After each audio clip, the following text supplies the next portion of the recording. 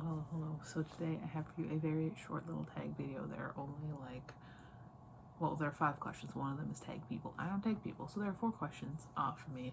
This is the evolution of a booktuber tag. I saw this on David's book reviews. We'll see. So as a little bit of background, this is technically my second channel. I used to do the exact same stuff on the other channel, but the email address that it was attached to did go defunct, which is why I moved over to this one. So the first question is extinction. Are there things you used to do on your channel that you no longer do? So I am no longer up to date on what I'm uploading. My weekly wrap-ups used to be like, those are the books that I read in that past week, and they were very up to date. And if I ever did a TBR, it was very up to date. That's no longer the case. I'm just throwing shit at the wall and seeing what sticks. 2, adaptation. What have you done on your channel or as a result of being on BookTube that you never thought you would do? I do think that a large chunk of my kind of genre experimentation is due to BookTube. I'd say anything romance related is due to BookTube. Anything sci-fi related is kind of due to BookTube.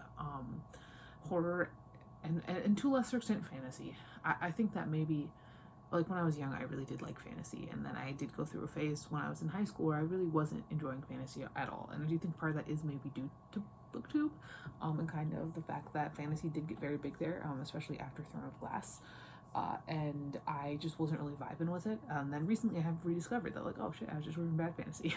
So I don't know. I think that's probably the best we're gonna get for that one. Like, I don't generally let things influence me in a way. 3, evolution. How has BookTube changed you, and what do you aspire to in your channel in the future? I don't know, man. like I said, like, this is very much the definition of a hobby, and I probably intend to keep on going kind of as is.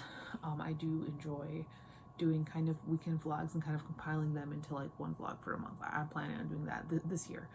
Really, that's kind of what's going on there. So in my mindset, I'm kind of vlogging over the weekends, and then they're all gonna go in one vlog. Unfortunately, I'm also kind of lazy, so when I'm editing vlogs, I'm like, 15 minutes is enough, 10 minutes is enough. We just do multiple vlogs. So, you know, there's that. But I don't know.